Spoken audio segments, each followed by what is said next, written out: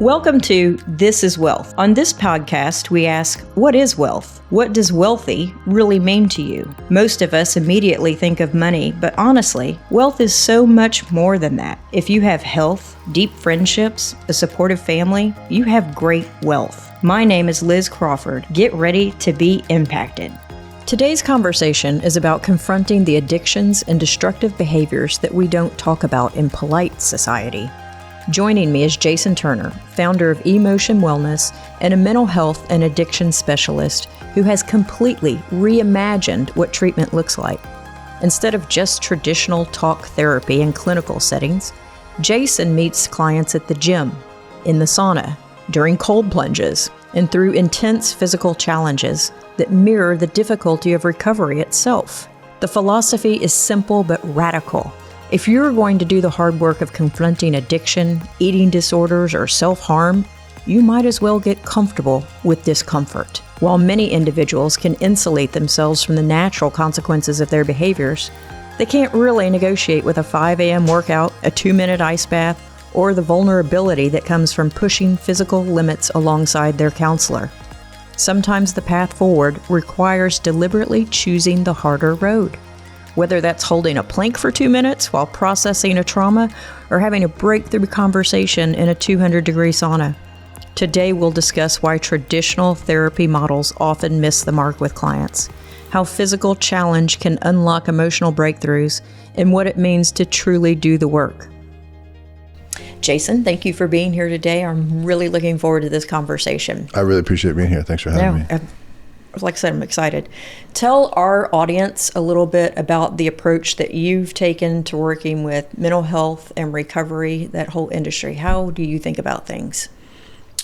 Well, the approach, the best way to describe that would be highly considering the physiology and how that impacts mental health. So movement is probably our biggest lever that we incorporate at the center, and followed by breath. So those are like the foundation, and then you get into the psychology and the traditional talk therapy, that sort of thing, and the environment. So making sure that the environment is one that is geared to attract attention. You know, you and I have talked a couple of times, and the process of getting somebody to do anything is challenging nowadays because focus is minimal.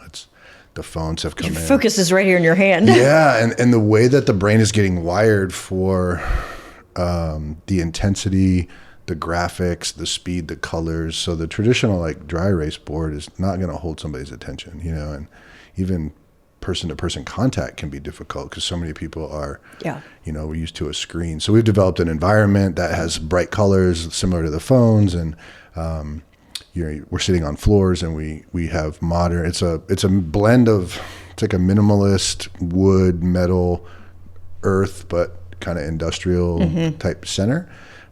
That's really designed to create safety and get people paying attention. So and turn on the senses.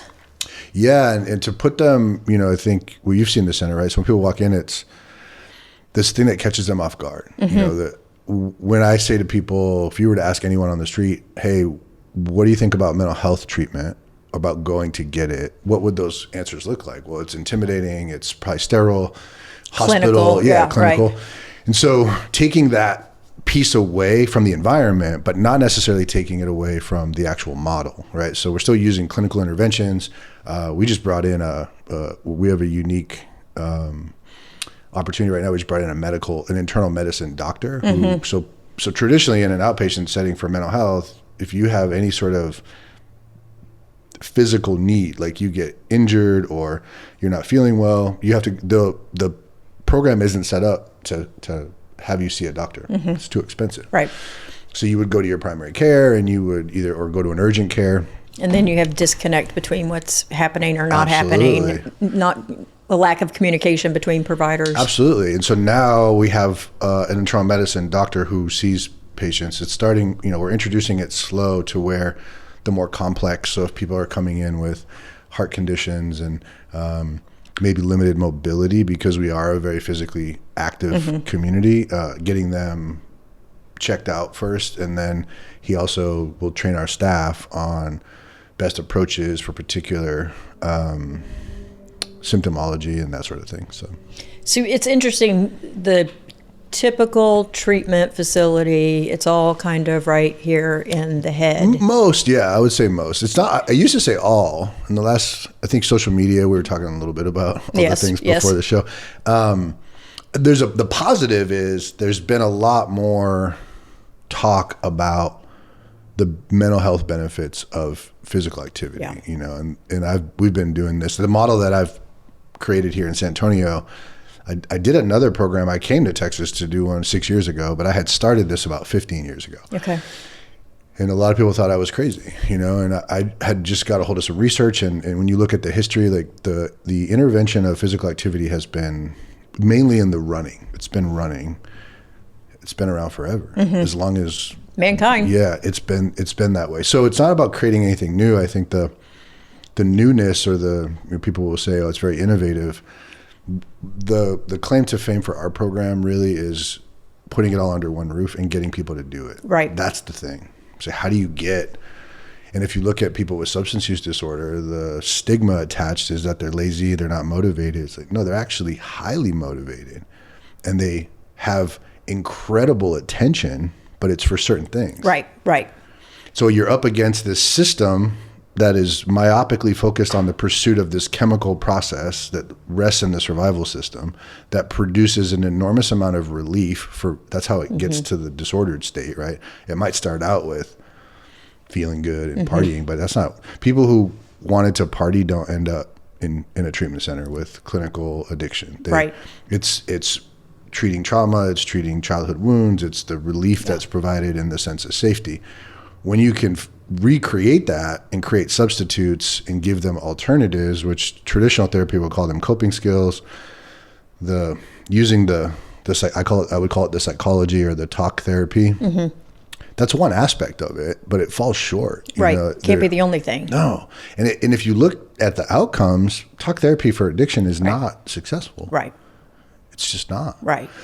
So adding this component of changing the physiology, balancing neurochemistry organically, naturally, there's all kinds of things that are happening when the heart rate gets going. A lot of people kind of stop at, you get the endorphins, and that's true, but you also get oxytocin, which is a bonding chemical. You get a dopamine increase. There are a lot of things happening, norepinephrine, epinephrine, so adrenaline. These are all components of the brain that are deeply affected by the chemical process of addiction. And so when you take away the chemicals, the brain needs this in order to, it needs the movement in order to get going again. I mean, our bodies are built for movement, not for sitting in a chair for 8 hours a day or on a couch in front of video games. And yet that's what we've become. I remember when my older kids were little, the movie WALL-E came out, and laughing a little bit, but at the same time going, oh my gosh, that's where we're headed as a society, where they're, like you said, literally sitting next to each other on the little roving chair, but they're texting each other instead of talking to each other. And we have to get back to the core of who we are and what we are to be successful in life, period. Addictions or not. That goes back to the wellness side of things. We're built for movement. When our bodies are moving, when we're in a mode of working out and being physically fit, there are so many positives that come from that. Oh, it's incredible. Yes. And so it makes sense that is a big component of being well. Yeah, if you look at, I just saw a post today. It was a picture of a young kid it was a cartoon and doing a squat with it was a goblet squat. And it said, this is considered dangerous and this is considered safe. And it was a kid sitting on the floor with an iPad. Yeah. And when I don't have children, but I work with families, and when I have a couple of examples in my life of one family in particular where very minimal tech, very minimal. The son is 8. It's my partner, Frank Parisi, and his boy is in everything. Soccer, baseball, basketball, karate. The presentation of that young man and his emotional regulation is absolutely different than a lot of other families that I have access to. And the one big component it's the presence of his both parents. He's got, an active family unit. Yeah, he's got an engaged family system. but he doesn't have access to tech, and his food is clean. He's Yeah. not allowed to eat sugar. Like Yep. he's offered it. He actually doesn't choose it. He doesn't crave it. Yeah, which is wild. And then when you see a 5 or 6 year old or a 7 year old with a family, and the second the screen comes into play, that it's a different person. It's a zombie. Yep. You can't even, if you say their name, they don't look up. Or, I have a 10-year-old, and if he's playing video games, I can hear him yelling, and I'm like, whoa. I mean, angry yelling when things happen. I'm like, that is not, and then they learn that as a normal response to being upset about something. And he's at football camp this week, and, talk about sore muscles and moving around every morning. He's like, I can't move. I'm like, you're building muscle. Yeah, you're doing good things. And I think the balance of it, and not like equal balance, just that it can't be so much on one side. So I don't advocate, I'm not anti stay away from it all completely. I think if you can, that's great. But I believe in a process of engaging in the outdoor world, the natural world. We're still very much that version of our species from 10,000 years ago.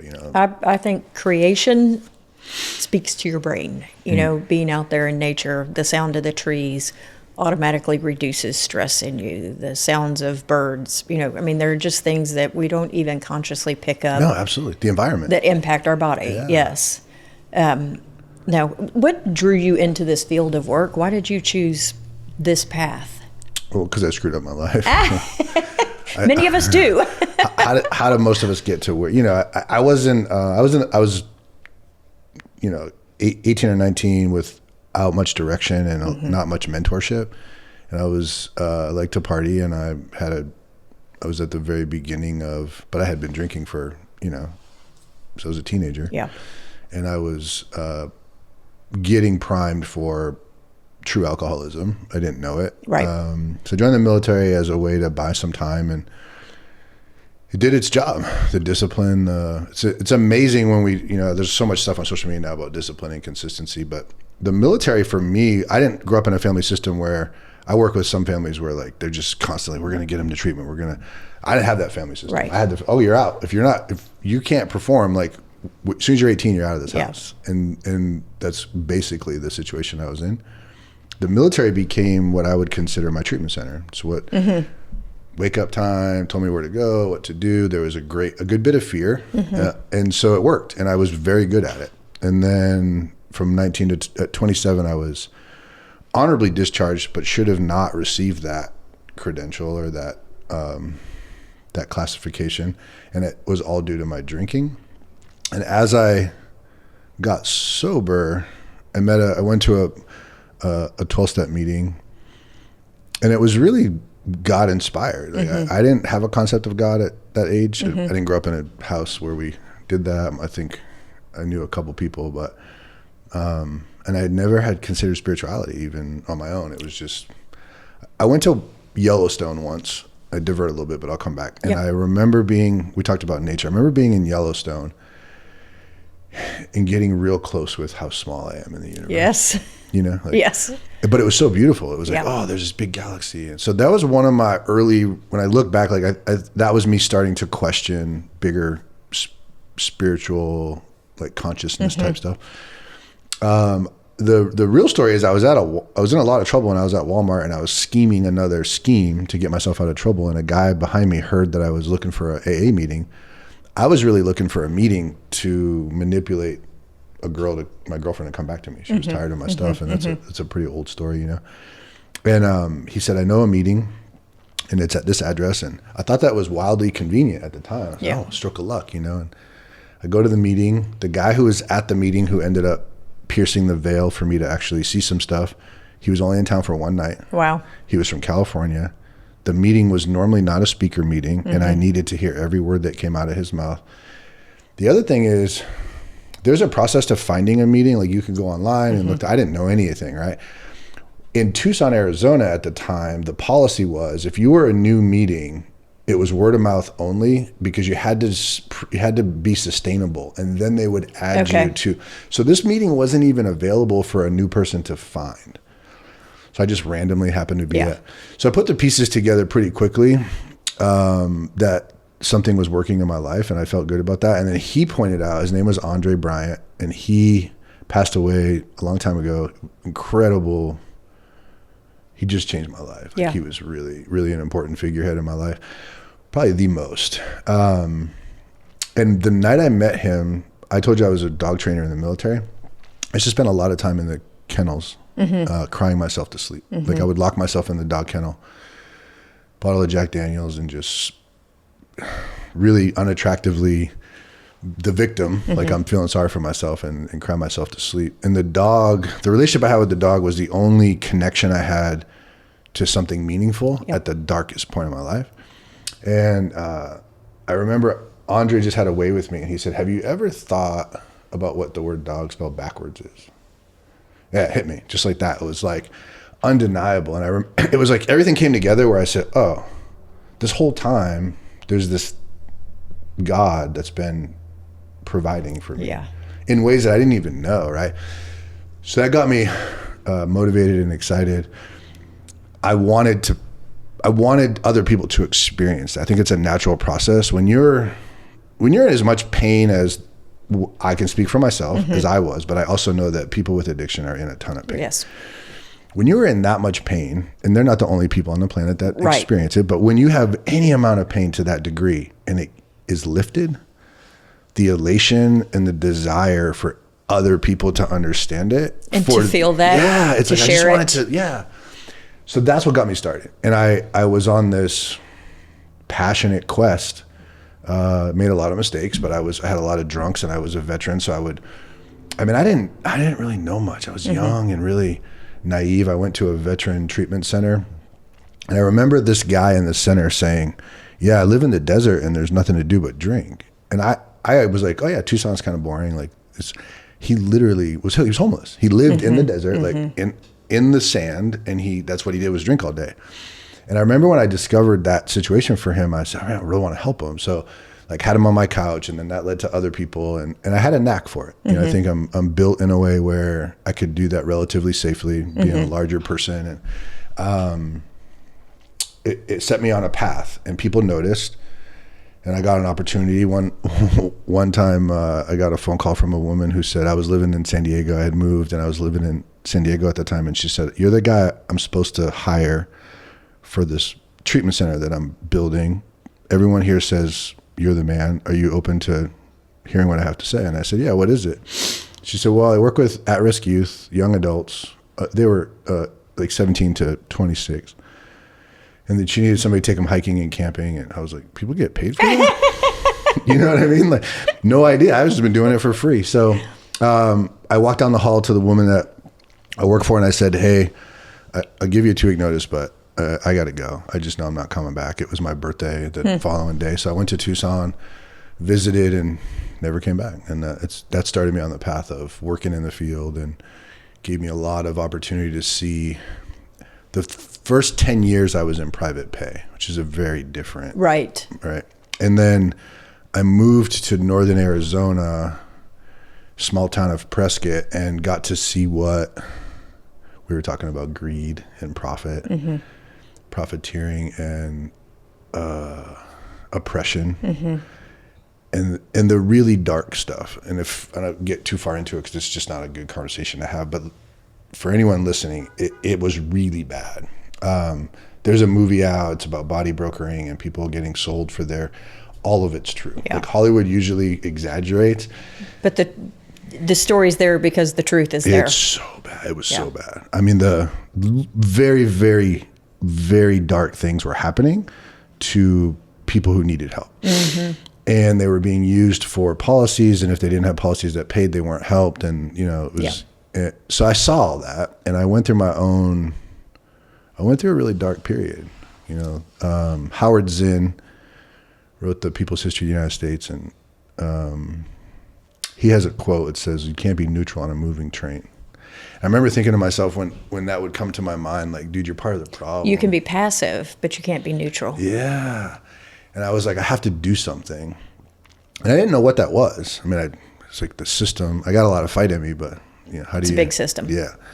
And so I wrestled with it for a while. I almost took my own life at one point. It was really just dark. And it's like when you believe in what you believe in and it's right. Like I wasn't delusional. Like I'm fighting for the rights of people, and I get it. In history, there's all kinds of, this is just my little slice of this. I was like, man, how come nobody's listening? Like people just don't, it's incredible to me. So it gave me a lot of insight into other people's experiences that, from a historical perspective on some level. Mm-hmm. And it was just really sad and felt hopeless. And then a friend of mine, against my better judgment, he said, you should go check out CrossFit. And I was like, against your better judgment. And at the time, CrossFit was getting, there was a lot of videos. It was just being made fun of, and I was powerlifting. And so I was about 300 pounds of pretty much solid muscle. Mm-hmm. And being 6'4" and that large, I knew going to a CrossFit gym, I was going to be asked to do cardio. Yes, that word. At least very high intense training. And I wasn't going to perform well. I knew that. What I noticed was I was very active in 12-step recovery at the time, and I had a mentor, sponsor, and I was in fear to walk in. Now I'm 6'4" and I'm 300 pounds, and I'm, people are usually scared of me, and they really shouldn't be, but that's just how it was.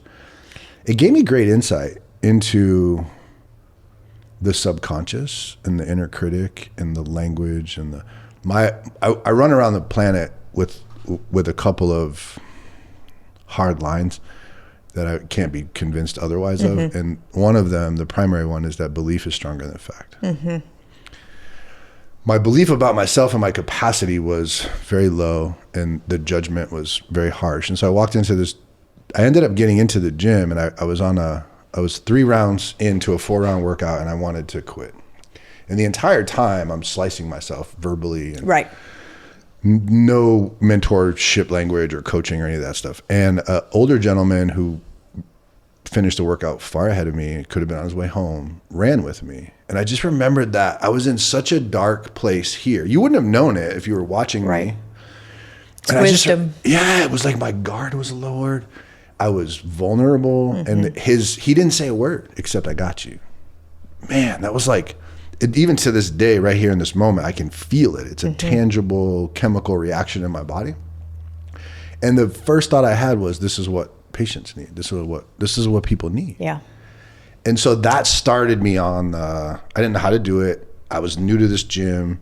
They had this, I call it a 4,000 square foot closet because they were storing equipment in it. And so I'm a problem solver, and I started looking, and I became a problem solver because I get myself in a lot of trouble, and then I had to get my way out of it. So I basically approached the owners, a really good friend of mine, his name's Dave. And I went to Dave and I said, I'd like to use your facility, and I see a way for you to make money on this floor space. I could pay you for renting it, and then I could run group, and this is a good human being. Like, I love this guy, principled, quality. And this is a little bit of a side story, but I want to highlight, this is important. Gives you insight into why I push what I push. So he met with his partners that own the gym. Now, this is a small town, and people who generally go to CrossFit have expendable income, and they're usually doctors, lawyers, the professionals. And they came back to me and said, we're going to let you use this space, but we're going to need you to we're going to have to get a porta potty. Oh. Yeah. Even, I mean, I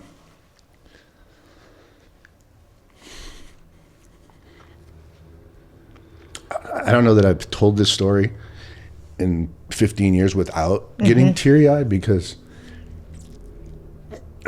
I'm aware that so many other people have had that experience. Like, I'm not isolated. Loss of dignity. Yeah, right. And so I'm like, what do you mean we're not good enough for the bathroom? Right. And then I started to, okay, well, these are people who are good people, so I know that they're sane. So how are they coming up with this? Like, what? I said, give me it. That porta potty is going to be gone in 2 weeks. Yep. Done deal. Yep. So my plan was, I want to figure out why they think this. I want to understand it, and then I want to change it. So what I did is I looked at it, and what came to me was, we're in a small town. The owner of the other partner, she ran the YMCA. And so I held owners responsible. Like, we did ourselves this, like, when you are involved in an industry and you scam insurance companies and you treat people poorly and you profit from them, you create the problem. Right. And the other part that bothered me so much is you're making so much money falsely claiming using insurance loopholes, and you won't pay for full memberships at the YMCA. So they would buy like 10 passes for 100 people. They would send them in without supervision. And then you send people with impulse control issues who have rewired their brains through addiction for intensity, and they're gonna steal stuff. They're gonna do what they do. Well, you only gave them 10 passes too. I mean, you're not in for the long haul. Yeah, and no supervision. So that's what she knew, right? So what we did is I started a process, and everybody thought I was crazy. They were like, "There's nobody that's gonna do it," and I knew the brain of the person with addiction, the brain craves intensity, and they want a challenge. They just do. And I always tell people, the zombie apocalypse hits, like, I want people with addiction on my team. They know how to survive. They do.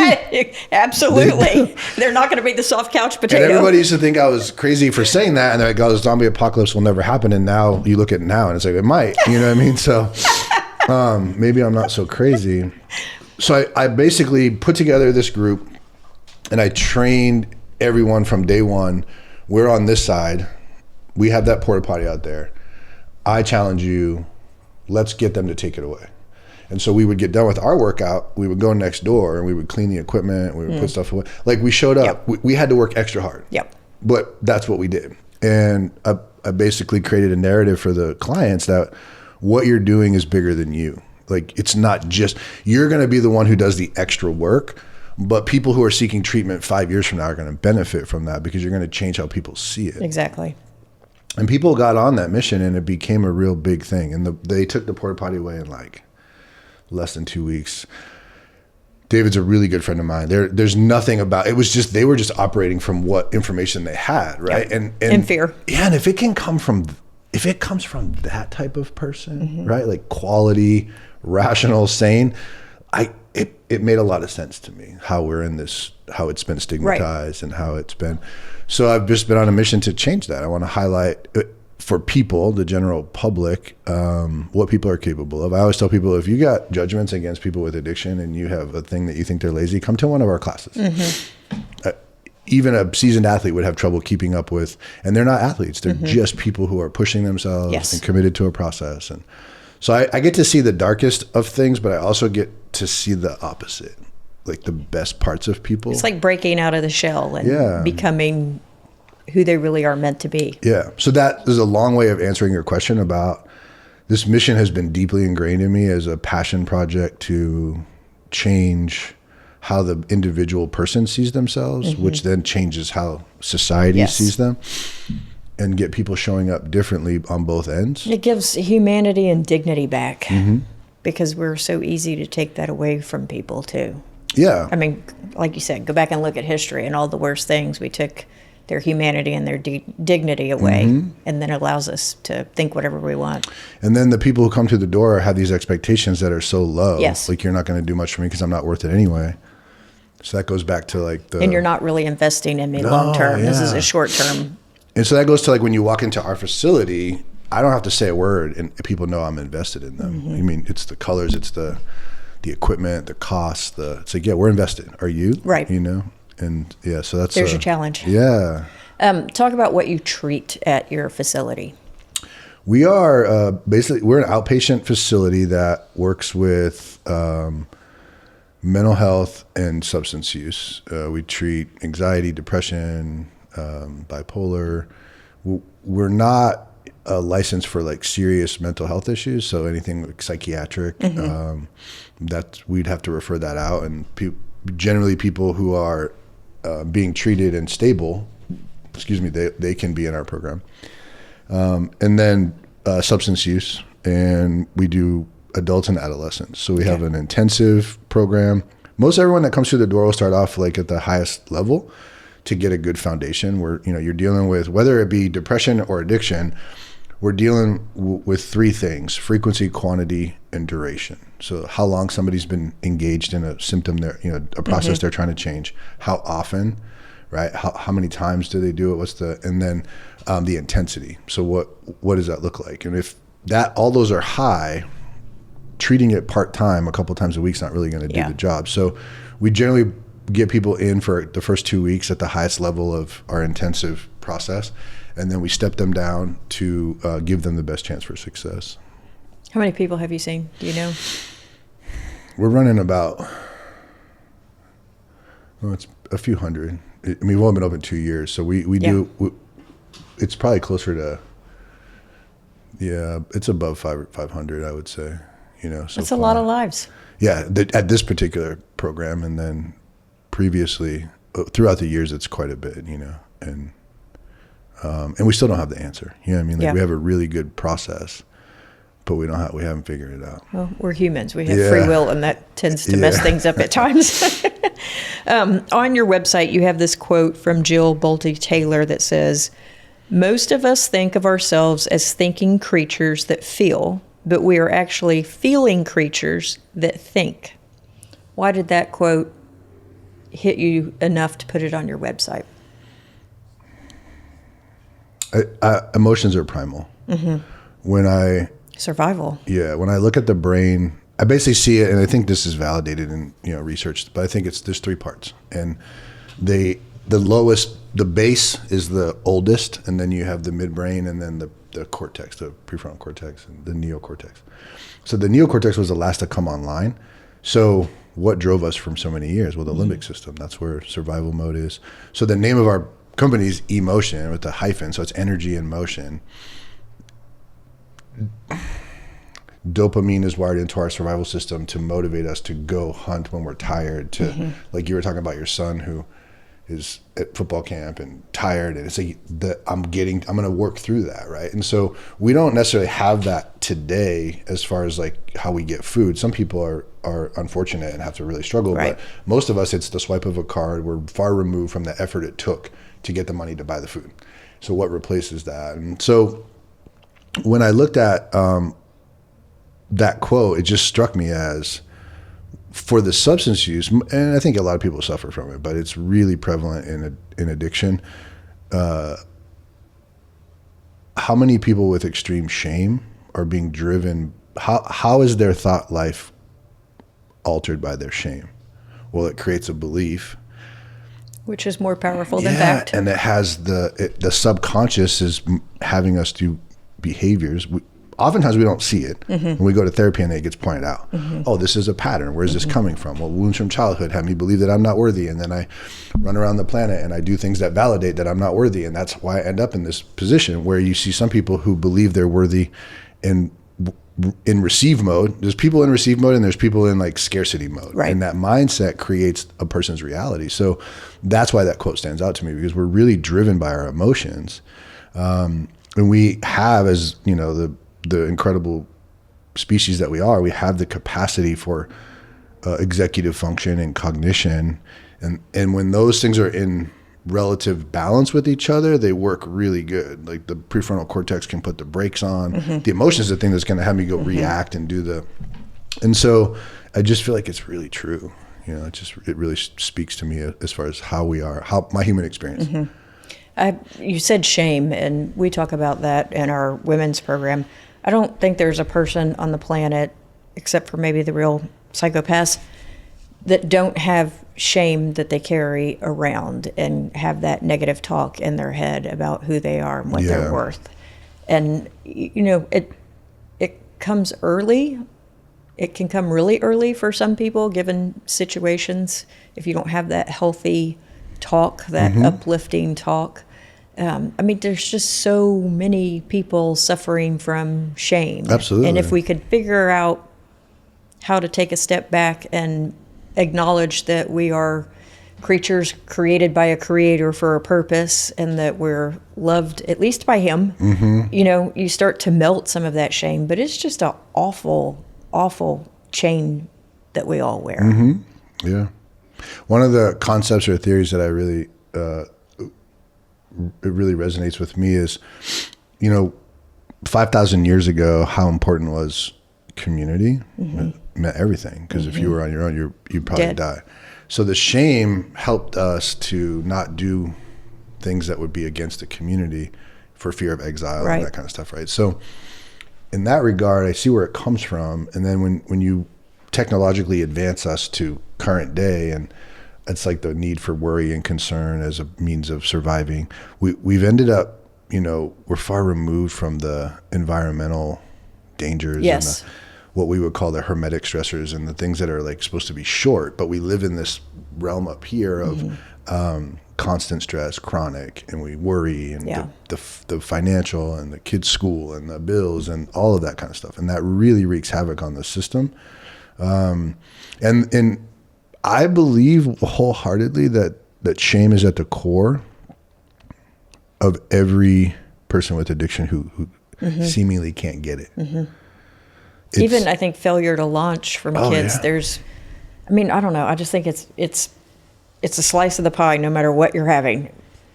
Absolutely. And it wreaks havoc on people. Yeah. And we work really hard at the center with what we call story work to rewrite the narrative. And one of the pieces of story work that I feel is so critical and not enough people are doing it elsewhere is the breath.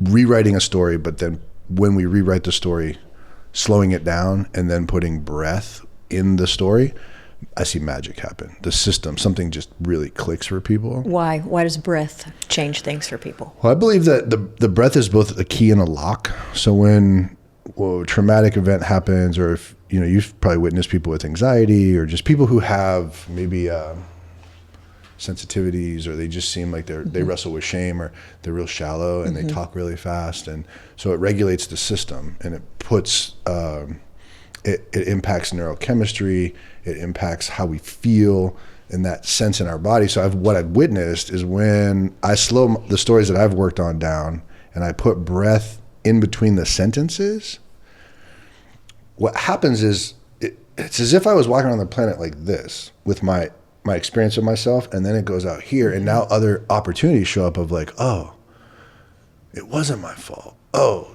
you get clarity on what's really yours and what's not, and that helps to alleviate this story that we're terrible, or that we're not good enough.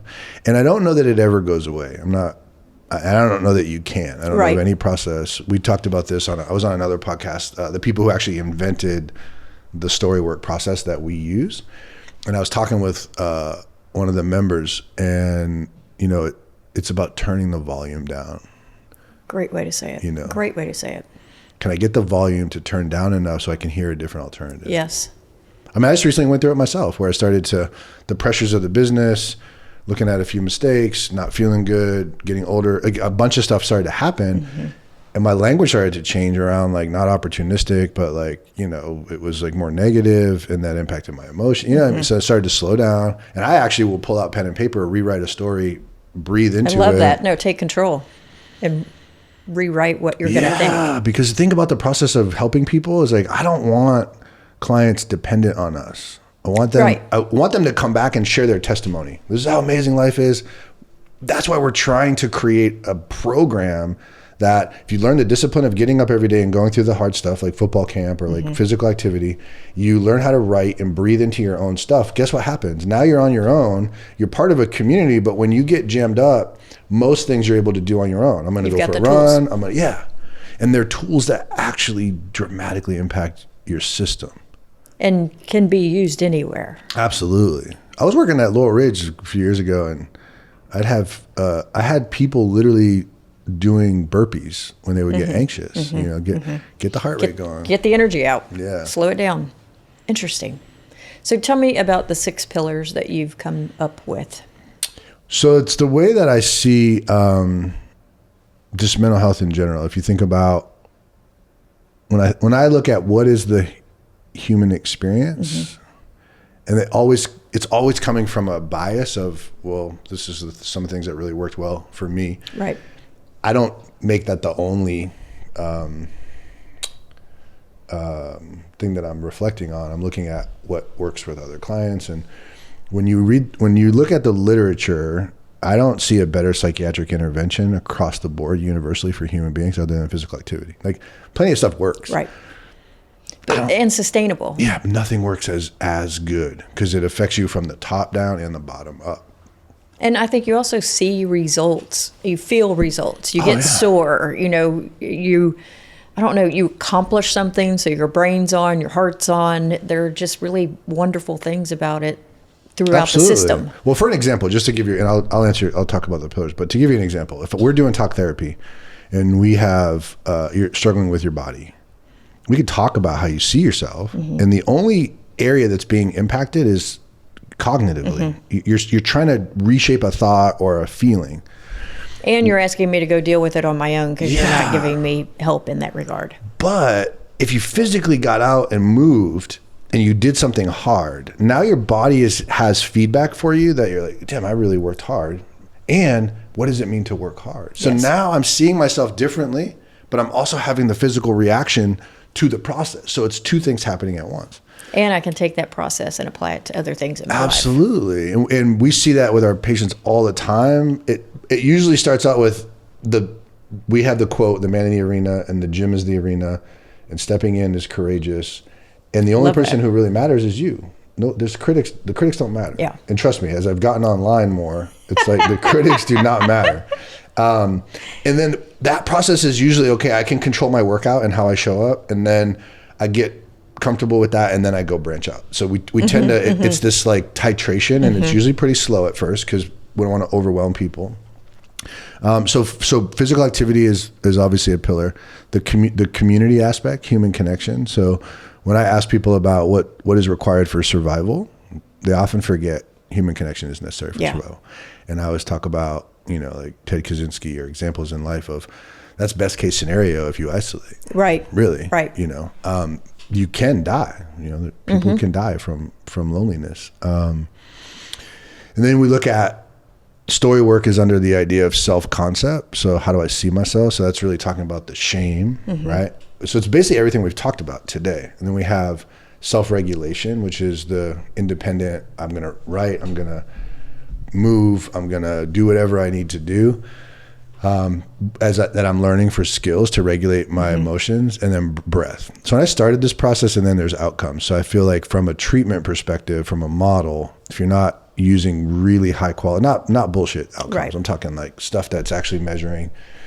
That's really important to guide people in their metrics. We're actually implementing a whole new process with our medical, our internal medicine doc, because he's got a background in exercise kinesiology and physiology. So these testing markers of like initial strength. So we're looking at so people are going to see throughout their course with us, progress. That I made this. I've made this progress physically, not just emotionally. And then, what I wanted to say about breath is when I started, and people who know me intimately would say, they would say this accurately, but people who have an idea or just like a little familiar with our process would say I'm the movement guy, but it's switched for me. I don't know that I've put breath on top of, but man, they're equal. The experience I've had with the breath work process that we do through 9D and other modalities that we have on campus, and then the breath work and the story work, it is absolutely crucial for someone's well-being. Absolutely. Deep, slow breathing. Yeah, no, I mean, they say that they teach the SEAL guys box breathing for when they start to panic, and breath is our way to self-regulate and calm things down. But I mean, I may have learned about these things in the last 3 years, not 35 years ago or 50 years ago. I mean, why isn't it more ingrained in our society that we can take control and harness the outcome? You put yourself in the position of power. You think a society full of people who are independent and can self-regulate and not fall victim to consumer traps and the medical model, that doesn't work. Yeah. That's a whole nother show. It is. But yeah, I mean, that's the thing, right? I went to an event the other day for the industry, and we were just talking, and I'm like, you know what I learned in school? How to square dance. That's how old I am. The two-step. Right? We're in Texas. I think to myself, so I get the argument with social. It was in gym class, right? And but I don't think I've ever used square dancing. And I've been around the planet a long time. You know what I mean? I don't even dance. Now that I'm sober. So when I think about it, and a good friend of mine, Mark England, who talks about, he's the guy who created the story work process. We often talk about, we didn't go to school and learn how to talk to ourselves in a positive way. Those are things that in a curriculum for young kids, right, how to breathe and how to tell yourself stuff kindly with leadership language and mentorship language and encourage yourself. That would be an amazing skill to teach people. Also how to do their taxes. But we don't do that. We do not. Also how to do your taxes. You know, like, but think about the real common sense stuff that we don't learn in school. Well, you know, it's funny. I saw a video last night, and it was kind of to your point earlier about this is dangerous now. It was showing kids in the 70s basically being kids, climbing trees, you know, riding bikes. Eating dirt. Yes, and they're like, when's the last time you saw a cast on a kid? I was like, oh, that's a really interesting point. Yeah, yep. I mean, they're just not playing and roughing around like they did, and, you know, society's different, blah, blah, blah, blah, blah. Another show, like you said.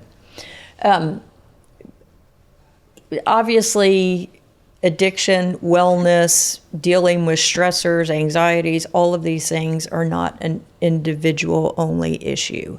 It's going to impact the family. It's going to come out in relationships. How do you help treat the family unit or think about the family unit? So at our level of care, we do quite a bit, but it's not enough really because reimbursements. So right, limited. I'll give you an example of how it works. I have an adolescent program. Now, the average home, just think about family system, whether it's fully intact or not, young person in trouble, needing mental health services, family needs services. San Antonio. Have you driven in San Antonio lately? Right. Okay. So if I set up a group process for the child to do group and therapy on a Thursday, I can't treat the family on the same day and get paid for it. Oh my gosh. So here's what happens. You've got a commitment process of I got to work full time. I've got all these responsibilities. I've got 3 other kids. I've got dinner. I've got to, and with adolescents, right? We have the school day. So we have to schedule around their school. So it's in the evening. So 6 p.m. is generally the time. It's prime time. Traffic's horrible. Dinner's usually needed. So what would make sense to me, I'm just a common sense guy, like, let me do both at the same time. I can put one person over here, and there's a way to do it, but you got to be real clever, and you know what I mean, to kind of figure these things out. So that's one barrier, is figuring that out. And so we've had to come up with a system, and I had to create, when I was new, we're only 2 years in, I needed to get to a place where when you're new and you put a bunch of restrictions on, like, this is mandatory and you have to do this, people are like, okay, see you later. And then nobody comes and you don't get started. Now that we're in a position, we've switched to our family program is mandatory. So if you're we have a very lengthy process where parents have to basically apply, and we meet with the families in a Zoom call with the child present. And we talk about expectations. So what's happened in the past is, and I get it, families won't tell the child everything because they want them to go. Right. And then they get to us and we ask them for their phone and they tell us to F off. So we cover everything. When you walk in the door, your phone goes in a locker. Like, we're not here to do this. You're going to practice detachment from this item and go through that anxiety and the process. So we have a very solid admission process. And then right now we do an every other week mandatory family meeting that's run by a therapist. And then we have therapy for the families with the counselors and their children every 2 weeks. We're moving to a private practice model where every family member will have a different therapist from our clinic. That therapist and the clinic therapist will communicate, and there'll be a full-time family program. So right now it's basically done on an every 2 week process, and we're going to move to an every week process. And then with that setup, I can do them on the same day, and I've put our offices pretty close together. So if a family, I want to make it convenient, right? It's like if the family's driving across town on a Thursday, why not be able to do both? The parent can get the treatment while their son or daughter is in our program, and then they pick them up after. It just seems to make sense, right? Yeah, I mean, don't create struggles you don't need. Yeah, so teaching boundaries and language, and oftentimes parents are doing what they think is right, and they just, and sometimes, and I always lead with, look, I've worked with a lot of families, and I worked for some of the best family therapist at a program that I really cut my teeth at in Arizona. It's a really, Patrick and Betsy Brasso really know what they're doing, and there's just amazing program that they have, and that's where I did 10 years of my professional career. And I learned a lot from them. And oftentimes, you know, we talk to families with privilege. There's a cost. The price of privilege is real. And oftentimes, being friends with your child when they're in trouble or trying to please them is not the best route, but it comes from a place of love and care and concern. And so not wanting to make things hard. Absolutely, yeah. And so really teaching them that process. I mean, I've worked with families where the son or daughter had a, you know, and they don't see it until they get in front of somebody who can ask the questions. Like, my son or daughter is using marijuana and he buys it, and then, you know, I can't get him to stop getting the vapes. And so I just ask real basic questions. Like, where'd you get the money from? Well, he has a credit card. Wait, he's 15. How does he have a credit card? Well, I want him to be safe and if he needs a ride. And I said, oh, okay, who pays the credit card? I do. Oh, so he has an interest in, does he pay the interest? Does he pay you back? No. I said, so he has an interest-free loan with no payments, and he gets to fund his drug addiction. Yeah, with no requirements. Now, when a parent hears that, though, and it's when it's fed back to them, they'll start crying. Yeah. Like, I'm the, yes, you are. You're creating the problem. Or they got a BMW in an apartment, and I don't understand why my son won't stop doing drugs or alcohol. I'm like, well, he doesn't have to. You haven't made him. You put me in a BMW and pay for my apartment, I might go back to, you know what I mean? That's like there's no motivation to change, right? There's no concept of bills or what it's like the money just keeps coming. Yeah, pain is an impetus for change. Absolutely, not pleasure. Yeah. So just teaching them those type of things, and then giving parents. Here's the other thing, and if you're out there and you're struggling and you have this scenario, I would say to you, there are so many people that are similar. It feels very isolating. And then, of course, in some families, we don't talk about it. And we can't. So you're up against all of that. But when we noticed, when we put our parent group together, the therapist was like sort of not really needed because they help each other. And then one mom will say, oh, I felt that way too. And I'm so glad, you know, that type of stuff. Yes. So. Yeah, community. Yeah, it's incredible. And not feeling like you're the only one dealing with it, right? And then they'll offer each other suggestions. And I love that. What about, we've talked about it a little bit, trauma. What does trauma do to the body? If you don't deal with it, how can it manifest itself in the body? There's all kinds of ways. I think trauma, the best description of it is it's an overwhelm of the system, right? And I think there's a tendency to put them in classifications of like graphic or horrific, and those are more than, but it really, I see it as, and I understand the concept of that, but I see it as like you have a system. If a story I can tell you will answer your question. So there was I think in the biosphere in Arizona, they had set up this amazing environment. And they had this giant tree, and it had the perfect soil and the perfect water. I mean, it fed perfectly. And the researchers woke up one day and it was on the ground, and they couldn't figure out why. Oh. And it was like everything was perfect. What they realized was it had no wind. Yes. There was no resistance, right? So if I have a system all the obstacles have been removed from me.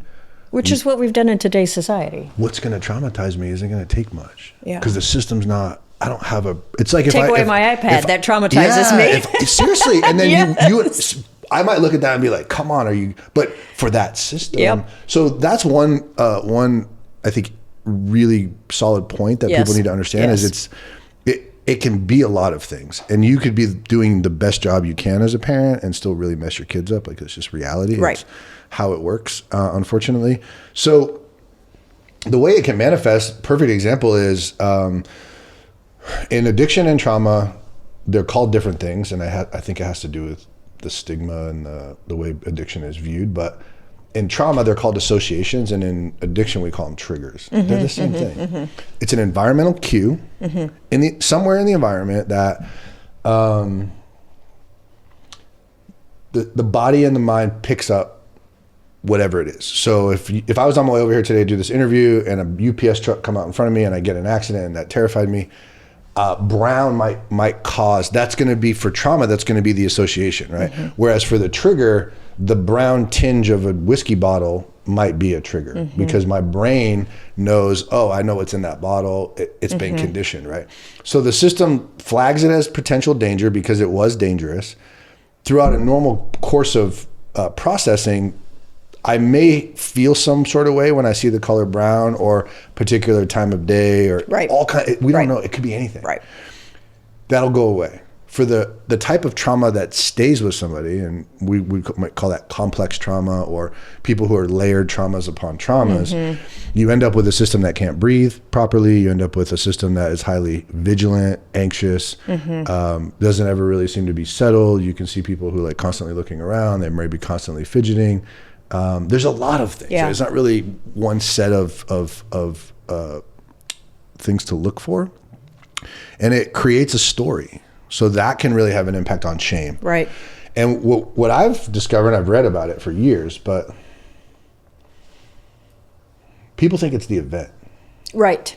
Like, I've seen some pretty terrible stuff. That's not what messed me up. The story messed me up. The meaning, right? So if the meaning around the accident's not traumatizing, the meaning of I caused it, that's the trauma, right? That's the piece that really gets stuck. Right.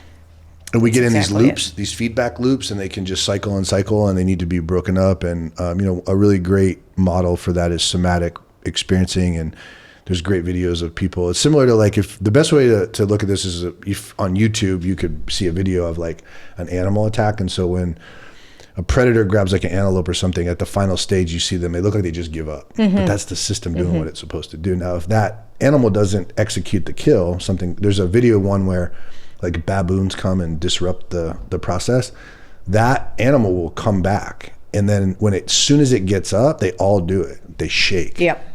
What they're doing is they're shaking out that energy, and they end up without trauma. They're just not, they're going to be paying attention to their environment. Right. But, so to answer the question about like, what does it do? It changes the body at the cellular level. It has dramatic impact on a person's story and meaning about their place in the world and their purpose. And that can lead to things like, the amount of people I see who have an alcohol problem, that is, it's trauma is the root. We're talking, the numbers are staggering. Yeah. Yeah. I don't doubt it. Like, people aren't addicted to the drug. Like, they're addicted to not thinking about the issues. The relief and the process. Yeah. It's like, that's not the chemicals are the solution. It's like, if today we teach people when I'm anxious, I run, that's the same as when I'm anxious, I drink. Right. You know what I mean? We just have to switch it. One's just a little healthier. Yeah. Interesting. What happens, you've been doing this long enough, I imagine you recognize this pretty early. What happens when you're not connecting with someone, when you're not getting through to them? What bells go off for you, and how do you approach that? We just wait. Don't give up. Yeah. It's never take it personal, right? That's a process that I think every helper has to learn. I certainly took it personally early on. We approach with compassion and empathy and boundaries. It's boundaries. There's a whole nother show. Yeah. And we're learning as an organization because I just want to help everybody. And some people just aren't in that position. We always offer them an invite back, or having to say no. Like, we get our buy-in for our patients I love our patients, our community. They rave about us. And I feel like we've earned that. Like, we do a really good job. We go above and beyond. We all work super hard. But a parent might be like, I really want my kid there. Really what they're saying is, I don't trust anybody else. I trust you. Right.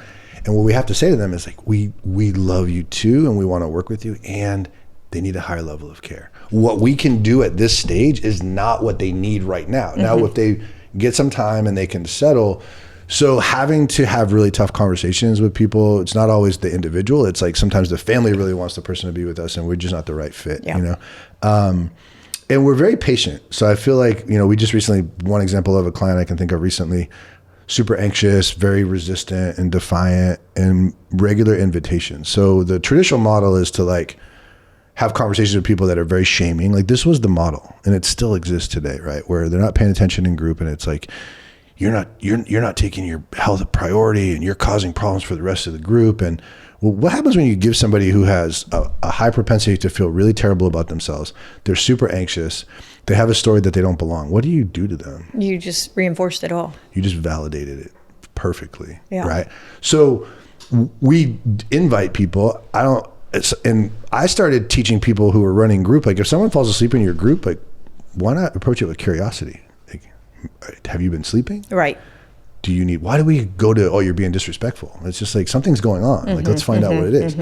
Now it's not feasible to stay in that indefinitely, but you learn over the course of your career and with your team, okay, it's been 2 weeks. We should start seeing something by now. And if we're not, we have to do an intervention. And that might look like referral to a higher level of care, might look like a discharge with here's some recommendations.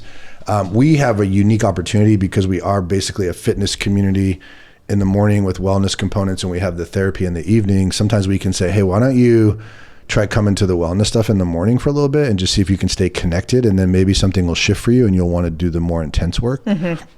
Oftentimes people they'll come back through that. So you're the outlet, you're the hope. Yeah. You're the light. Interesting. I really appreciate your time today. I think there's a lot more we could talk about, and yeah, for sure. I hope to continue the conversation at another time. I really appreciate it. Thank you so much. Yeah. I am going to link in the show just about you, where people can find you, anything you want to share with them in that regard. Yeah, so we have a YouTube channel, Emotional Wellness, that has a lot of videos. We have a podcast as well, but has a lot of our like origin story, and we're starting to pump out more content around like informational stuff with our doc and that type of stuff. Emotion.wellness.therapy on Instagram, Emotion Wellness Therapy for Facebook, and then our website is just Emotion Wellness. So Perfect. Yeah. Well, I hope you see some ticks and visitors. Appreciate it. Yeah, thank you. Thank you, Jason. Yeah, it was great. Well, there are so many great conversations that come from discovering the true wealth in your life. And I feel that when you see wealth for more than money, you will have true clarity in what matters to you. And that clarity will help you in every decision you make. Thank you for spending time with us. I look forward to the next time you'll join us. And remember, wealth is a lot more than money.